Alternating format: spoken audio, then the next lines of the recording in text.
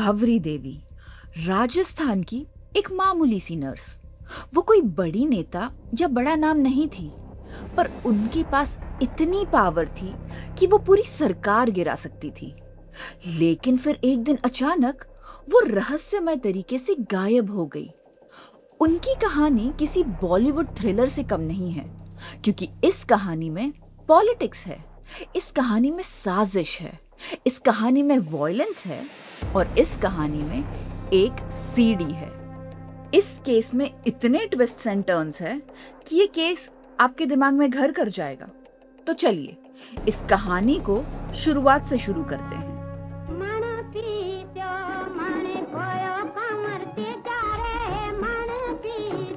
आखिर कहाँ गई भंवरी? कला, राजनीति और सीडी का एक ऐसा घिनौना कॉकटेल। बिलाड़ा निवासी नर्स भंवरी देवी 1 सितंबर से लापता हैं। जोधपुर से शुरू हुई ये कहानी सिर्फ अपहरण और हत्या की अंदेशे भर की नहीं है।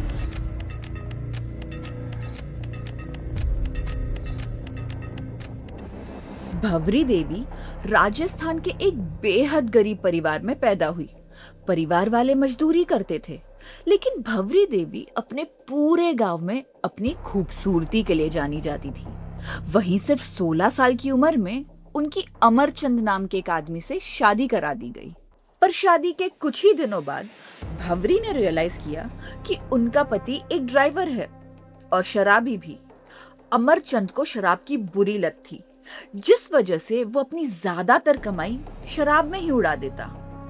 अब भंवरी ने अपने नए परिवार को फाइनेंशियल हेल्प करने की ठान ली और इसीलिए उन्होंने जल्द ही दाई का काम यानी मिडवाइफ का काम सीखना शुरू कर दिया। भंवरी के ससुर हेल्थ डिपार्टमेंट में एक कर्मचारी थे। उन्होंने भंवरी को उसी डिपार्टमेंट में असिस्टेंट नर्स की नौकरी दिलवाई, पर उनके खूबसूरती के चर्चे हॉस्पिटल तक उनका पीछा करते रहे। लोग वहां अक्सर उन्हें देखने आया करते, उनसे मिलने, उनसे बातें करने आते। उन्हीं दिनों वहां एक आदमी आया और बातों बातों में उसने भंवरी को एक एक्साइटिंग ऑफर दी। उसने कहा, आप यहाँ क्या टाइम वेस्ट कर रही हैं? आप इतनी खूबसूरत हैं, आपको तो फिल्मों में होना चाहिए। क्या आप फिल्मों में काम करना चाहती हैं? पहले तो भंवरी हैरान हुई, लेकिन फिर इस थॉट ने उनकी एक्साइटमेंट बढ़ा दी। उन्हें लगा कि शायद ये उनकी जिंदगी बदलने का एक गोल्डन टिकट है, इसीलिए वो तुरंत मान गई। जल्द ही वो राजस्थानी फिल्मों और लोकल म्यूजिक एल्बम्स में दिखने लगी। ये नया काम उनको इतना पसंद आया, उसमें वो इतनी ज्यादा इन्वॉल्व हो गई कि धीरे धीरे उनके हॉस्पिटल से छुट्टियों के सिलसिले बढ़ते चले गए। हॉस्पिटल से वो आए दिन छुट्टी पर रहती। लोगों को ये बात खटकने लगी थी। लोग उनकी एब्सेंस की कंप्लेन करने लगे थे और ये कंप्लेन इतनी ज्यादा बढ़ गई कि 2009 में भंवरी देवी को उनकी नौकरी से सस्पेंड कर दिया गया। लेकिन कहीं ना कहीं वो ये बात बहुत पहले से जानती थी कि यूं हॉस्पिटल से बार बार छुट्टी लेने से उनकी नौकरी खतरे में पड़ सकती थी और इसीलिए अपनी पोजीशन बचाए रखने के लिए उन्होंने अब अपने कनेक्शंस इस्तेमाल करने शुरू किए। तो जिन पावरफुल लोगों के वो करीब थी, उनमें से एक थे मलखान सिंह बिश्नोई, जो कि उस वक्त एक जाने माने कांग्रेस एमएलए थे और उनका नाम भंवरी देवी के कहानी से कुछ इस तरह जुड़ने वाला था जिसकी किसी ने कल्पना तक नहीं की थी। तो अब नौकरी से सस्पेंड होने के बाद भंवरी देवी ये जानती थी कि उन्हें जल्द से जल्द मदद की जरूरत थी और बिना कोई वक्त गवाए वो तुरंत एमएलए मलखान सिंह के पास पहुंची। उन्होंने मलखान सिंह को ऐसे ही मौकों के लिए अपने करीब रखा था ताकि जब उन्हें किसी पावरफुल आदमी की जरूरत पड़े तो वो उनकी मदद ले सके।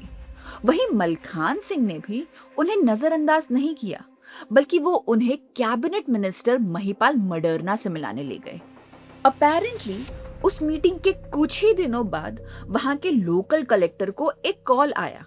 उनसे कहा गया, जिस भंवरी देवी को आपने नौकरी से निकाला है उन्हें वापस बुलाया जाए। और ये कॉल सीधे उस कैबिनेट मिनिस्टर महिपाल मडरना की ऑफिस से आया था। लेकिन पॉलिटिक्स और पावर में कुछ भी मुफ्त कहाँ मिलता है। भंवरी देवी को इस एहसान की कीमत बहुत ही जल्द समझ आने वाली थी। उन्हें उनकी नौकरी तो वापस मिल गई, इतना ही नहीं तो वो अपने आसपास के 2 बड़े नेताओं के कांटेक्ट में आ चुकी थी। लेकिन इस हादसे के बाद सही और गलत के बीच की लकीर धुंधली सी पड़ गई थी। जो एक मदद की रिक्वेस्ट से शुरू हुआ था, वक्त के साथ वो कुछ गहरा बन चुका था। भंवरी देवी, महिपाल मडरना और मलखान सिंह तीनों एक दूसरे के बहुत करीब आ चुके थे। लोगों को भंवरी देवी के कनेक्शंस के बारे में अच्छी तरह पता था। वहीं उन कनेक्शंस को कैसे यूज करना है, ये भंवरी देवी को अच्छी तरह से पता था। सिविक प्रॉब्लम हो, ट्रांसफर करवानी हो, किसी का ट्रांसफर रुकवाना हो या मनचाहे पोस्टिंग चाहिए हो, हर काम भंवरी देवी से होकर ही गुजरता था। वहीं उनके पति आज भी छोटी मोटी नौकरी ही कर रहे थे, पर देखते ही देखते गरीबी में पली बड़ी भंवरी देवी ने एक घर ले लिया था, गाड़ी ले ली थी, बच्चों को महंगे बोर्डिंग स्कूल में भेज दिया था और लाखों रुपए के गहने खरीदने लगी थी। लोग अब उनकी हुस्न की नहीं बल्कि उनकी पावर की चर्चा करते थे, उनके कनेक्शंस की चर्चा करते थे। इस वक्त तक भंवरी देवी के पास सब कुछ था, पैसा, पावर और रिस्पेक्ट। धीरे धीरे भंवरी ने इन्फ्लुएंशियल नेताओं, बड़े ऑफिसर्स और कई ऐसे वीआईपीज के साथ मजबूत रिश्ते बना लिए। एक मंत्री और एक एमएलए दोनों के करीब होने से उन्हें बेहिसाब पावर मिली। वक्त के साथ भंवरी का रुतबा बढ़ता चला गया, पर उस बढ़ते असर के साथ उनके अंदर कुछ और भी बढ़ रहा था, पावर की भूख। वो अब सिर्फ नेताओं और मंत्रियों के आसपास नहीं रहना चाहती थी, वो खुद उनमें से एक बनना चाहती थी। वो इलेक्शंस लड़ना चाहती थी। तो भंवरी देवी ने ये बात मलखान सिंह और मडेरना से डिस्कस की और कहीं ना कहीं उन्हें लगने लगा कि भंवरी अब जरूरत से ज्यादा सोच रही है।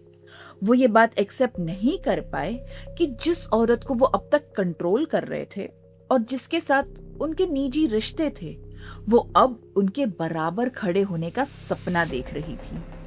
अगर भंवरी देवी एमएलए बन जाती तो उनके पास उनकी खुद की पावर होती, उन्हें फिर इनकी मदद की जरूरत नहीं पड़ती और शायद वो इनकी बातें सुनना ही बंद कर देती।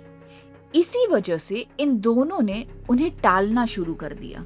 पर वक्त के साथ चीजें बदल गई। भंवरी अब कंट्रोल होने वाली नहीं थी, बल्कि वो उन पर हावी होने लगी। भंवरी ने रियलाइज किया कि सिर्फ बातों से उन्हें वो नहीं मिलेगा जो वो चाहती थी। अगर वो वाकई उन्हें मजबूर करना चाहती हैं, तो उन्हें कुछ बड़ा करना होगा, कुछ ऐसा जिससे वो उनसे डरने लगे। और इसी के चलते भंवरी देवी ने मलखान सिंह और महिपाल मडरना के सामने एक शॉकिंग दावा किया। उन्होंने बताया कि उनके पास एक सीडी है जिसमें 52 मिनट्स की एक वीडियो रिकॉर्डिंग है और वो सीडी इन दोनों को पब्लिकली बहुत ही ज्यादा एम्बैरेस कर सकती थी। अब इन दोनों ने भंवरी देवी से बातचीत बिल्कुल ही बंद कर दी थी। वो उन्हें अवॉइड कर रहे थे, जिससे भंवरी देवी का गुस्सा बढ़ता चला गया। एक दिन गुस्से में वो जयपुर पहुंच गई, महिपाल मडरना के सरकारी आवास पर, लेकिन वहां उनके गार्ड ने उन्हें धक्के मारकर बाहर निकाल दिया। सोचिए, एक ऐसी इंसान जिससे आज तक सभी लोग इज्जत से बात करते थे, आज उन्हें एक सरकारी आवास से ढकेल कर बाहर कर दिया गया था। भंवरी देवी अब बदला लेना चाहती थी। वो वहां से सीधे ऑपोजिशन यानी बीजेपी पार्टी ऑफिस पहुंची और वहां उन्होंने जो कहा उसे सुनकर पूरा दफ्तर, वहां बैठी मीडिया और सारे नेता सभी हैरान रह गए। उन्होंने कहा, मैं 3 दिन के अंदर राजस्थान की सरकार गिरा सकती हूँ। मेरे पास सरकार के कैबिनेट मिनिस्टर और एक एमएलए की सीडी है और उस सीडी में मैं खुद हूँ। ये बात उस दिन मीडिया के लोगों ने भी सुनी और कुछ ही दिनों में ये बात सामने निकली। एक ऐसी सीडी जिसमें कैबिनेट मंत्री और एक विधायक की रंगीन करतूतें कैद हैं। कुछ मीडिया में खबर आई कि सरकार के कैबिनेट मिनिस्टर और एमएलए की एक सीडी है जिसमें वो दोनों कॉम्प्रोमाइजिंग पोजीशन में भंवरी देवी के साथ है। मीडिया रिपोर्ट्स में कोई नाम नहीं लिया गया, कोई प्रूफ नहीं दिया गया, लेकिन लोगों को समझ में आ रहा था कि ये किसके बारे में बात हो रही है। और इस रिपोर्ट के बाद सरकार में और पूरे राजस्थान में हड़कंप मच गया। Everybody wanted to know the truth. ये बात कहीं ना कहीं मडरना और मलखान सिंह के कानों तक भी पहुंची। भंवरी देवी मजाक नहीं कर रही थी, वो एक एमएलए और कैबिनेट मिनिस्टर के साथ एक खतरनाक खेल खेल रही थी, और अक्सर ऐसे खेलों का अंजाम बुरा ही होता है। भंवरी देवी के साथ भी कुछ ऐसा ही हुआ। वो दो पावरफुल पॉलिटिकल परिवारों को ब्लैकमेल कर रही थी। खैर, इस मामले के सामने आने के कुछ ही दिनों बाद भंवरी देवी के हस्बैंड अमरचंद पुलिस स्टेशन पहुंच एक रिपोर्ट लिखवाते हैं कि उनकी बीवी भंवरी देवी मिसिंग है और उनकी बीवी के डिसअपियरेंस में महिपाल मडेरना का हाथ है। बात हुई थी मदेरणा जी से, मैंने कहा मदेरणा जी आप फोन करते हो, क्यों करते हो, कि किस वजह से, मैं दलित वर्ग का आदमी और आप इतने बड़े राजनेता होते हुए मेरे घर पर फ़ोन क्यों करते हैं? तो इन्होंने बोला कि मैं कभी फ़ोन नहीं करता, फ़ोन करती तू मेरी बीबी करती होगी, मैं नहीं करता हूँ। जरा सोचिए, कुछ ही दिनों पहले एक औरत और एक कैबिनेट मिनिस्टर की अफेयर की खबर सामने आती है। ये बात कितनी सच है कितनी झूठ ये तो नहीं पता, पर कुछ ही दिनों बाद उस औरत की गुमशुदगी की खबर सामने आने लगती है। ऑपोजिशन पार्टी, मीडिया, राजस्थान की आम जनता, हर कोई अब इसी बारे में बात कर रहा था। पब्लिक आउटरीच बढ़ता जा रहा था, और क्योंकि इस केस में बड़े नाम शामिल थे तो इस केस को अब सीबीआई को सौंप दिया गया। सीबीआई ने सबसे पहले उस सीडी की सच्चाई जानने की कोशिश की। क्या वो सीडी सच में एग्जिस्ट करती है? क्या उस सीडी में सही में मलखान सिंह और मडरना है? फिर जब वो सीडी खुली तो समझ आया कि भंवरी देवी के क्लेम्स सही थे। उस 52 मिनट्स की वीडियो रिकॉर्डिंग में सब कुछ साफ साफ दिखाई दे रहा था, लेकिन उस सीडी में और भंवरी देवी की बातों में एक छोटा सा डिफरेंस था। उस सीडी में मलखान सिंह थे ही नहीं, वो सिर्फ भंवरी देवी और मडरना की रिकॉर्डिंग थी। यानी कहीं ना कहीं भंवरी देवी सच कह रही थी, वो सीडी एग्जिस्ट करती थी। इसके बाद एक पॉलिटिकल बवाल हुआ। मडरना ने मीडिया के सामने आकर ये कन्फेस किया कि उनके और भंवरी देवी के बीच इस तरह का रिश्ता था, पर भंवरी देवी के गुमशुदा होने में उनका कोई हाथ नहीं है। फिर काफी सियासी उठापटक के बाद उन्हें उनकी पोजीशन से निकाल दिया गया। महिपाल मडरना को अपनी कुर्सी गंवानी पड़ी। मलखान सिंह पर भी सवाल उठे, और ये सब तब हो रहा था जब कोई ये नहीं जानता था कि भंवरी देवी आखिर कहाँ है। भंवरी देवी की मिसिंग होने की खबर आई थी सितंबर में, और ये सारा पॉलिटिकल बवाल अक्टूबर से नवंबर की स्टार्ट तक चलता रहा। लेकिन फिर राजस्थान के कुछ मीडिया हाउसेस से एक ऑडियो रिकॉर्डिंग बरामद हुई। इस रिकॉर्डिंग में भंवरी देवी की आवाज बताई जा रही थी, पर एलिगेशंस ये थे कि फोन की दूसरी तरफ इंदिरा थी, यानी मलखान सिंह की बहन, और उस कॉल रिकॉर्डिंग में भंवरी देवी उनसे कह रही थी इस सीडी का सौदा पूरे 7 करोड़ रुपए में हो रहा है। और अब यहां से इस कहानी के ट्विस्ट एंड टर्न शुरू होते हैं। मैंने आपसे कहा था कि भंवरी देवी मलखान सिंह और मडरना दोनों को ब्लैकमेल कर रही थी, पर उस सीडी में तो मलखान सिंह थे ही नहीं, उसमें तो सिर्फ मडरना थे। और इन सब के बीच मलखान सिंह की बहन इंदिरा क्या कर रही थी? वहां से एक थ्योरी सामने आई। असल में भंवरी देवी के मलखान सिंह और मडरना दोनों से संबंध थे। पहली बार जब वो अपनी नौकरी की गुहार लगाने मलखान सिंह के पास आई थी, शायद तभी से ये दोनों एक दूसरे को जानते थे। इनफैक्ट मलखान सिंह ही उसे मडरना के पास ले गए थे। पर सवाल ये नहीं था, सवाल ये था कि अगर मलखान सिंह की कोई सीडी एग्जिस्ट ही नहीं करती थी तो भंवरी देवी मलखान सिंह को ब्लैकमेल क्यों कर रही थी? तो भंवरी देवी का मलखान सिंह को ब्लैकमेल करने का रीजन बिल्कुल ही अलग था। अपैरेंटली भंवरी देवी की सबसे छोटी बेटी का बाप मलखान सिंह था।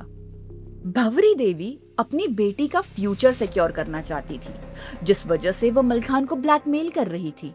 उन्होंने मलखान से कहा कि वो अभी से उनकी बेटी की शादी के लिए 50 से 60 लाख रुपए अलग रखे, कुछ तोला सोना अलग रखे, और ये वादा करे कि उनकी बेटी की शादी ऐसे ही करी जाएगी। और ये सारी बात तब हो रही थी जब उनकी बेटी सिर्फ 7 साल की थी। वहीं अगर मलखान सिंह ने उनकी बात नहीं मानी तो भंवरी देवी पूरे समाज के सामने आकर ये बात बता देती और सिर्फ एक पैटर्निटी टेस्ट से ये साबित हो जाता कि उस बच्ची का बाप मलखान सिंह ही है। पर यहाँ एक सवाल उठता है, अगर भंवरी देवी मडर्ना को सीडी से और मलखान सिंह को बच्ची से ब्लैकमेल कर रही थी तो वो ये सारी बातें मलखान सिंह की बहन इंदिरा से क्यों डिस्कस कर रही थी? तो यहाँ पर एक और थ्योरी निकल कर आती है, वो ये कि इन सीडी को बनाने का मास्टरमाइंड असल में मलखान सिंह की बहन इंदिरा का ही था। देखिए, मडर्ना और मलखान सिंह दोनों ही काफी पावरफुल पॉलिटिकल परिवारों से आते हैं। दोनों एक ही पार्टी में एक ही सरकार के लिए काम करते हैं। उनमें से एक कैबिनेट मिनिस्टर है और एक सिर्फ एमएलए। तो नेचुरली एक को आगे बढ़ने के लिए दूसरे को हटना पड़ता या फिर दूसरे को हटाना पड़ता। तो ये सारा का सारा खेल इंदिरा का रचाया हुआ था। इंदिरा ने मडर्ना को हटाने के लिए एक प्लान बनाया जिसमें भंवरी देवी को शामिल किया। प्लान सिंपल था, एक सेक्स टेप बनाओ, मडर्ना को ब्लैकमेल करो, उससे रिजाइन करवाओ और जो पोजीशन मडर्ना ने खाली की है उसे मलखान सिंह को ले लेने दो। पर इस थ्योरी में एक प्रॉब्लम थी। अगर ये पूरा प्लान इतनी बारीकी से रचाया गया था तो फिर भंवरी देवी ने लाइन क्रॉस क्यों किया? क्यों वो जाकर ऑपोजिशन पार्टी और मीडिया को ये बात बताने लगी? खैर, तो इन्वेस्टिगेशन आगे बढ़ती है, कई महीनों तक चलती है। सरेंडर्स होते हैं, अरेस्ट होते हैं, उस ऑडियो रिकॉर्डिंग में जो नाम सामने आते हैं उन्हें भी पकड़ा जाता है। पर भंवरी देवी का कुछ पता नहीं चलता। लेकिन वहीं अंत में एक कैलाश जाखर नाम का आदमी पकड़ा जाता है जो ये क्लेम करता है कि वो जानता है कि भंवरी देवी कहाँ है। तो सीबीआई ऑपरेशन वॉच के नाम से एक ऑपरेशन चलाती है, क्योंकि ये ऑपरेशन भंवरी देवी के वॉच यानी घड़ी को ढूंढने की थी। वो घड़ी जो इस पूरे केस को एक साथ बांध सकती थी। और सीबीआई का मानना था कि ये घड़ी जोधपुर से 100 किलोमीटर दूर एक नहर में है। तो उस नहर का पानी रुकवाया जाता है। वहां सीबीआई की टीम और फॉरेंसिक्स पहुंचते हैं और वहां से मिलती है वायर में लिपटी हुई एक बैट, 2 देसी कट्टे, कुछ जली हुई हड्डियां, कुछ जले हुए कपड़े, कुछ गहने और सबसे इंपॉर्टेंट वहां से मिलती है भंवरी देवी की वो वॉच। भंवरी देवी का बेटा वहां उन कपड़े, गहनों और वॉच को आइडेंटिफाई कर लेता है। तो अब ये क्लियर था कि ये एक मर्डर केस है।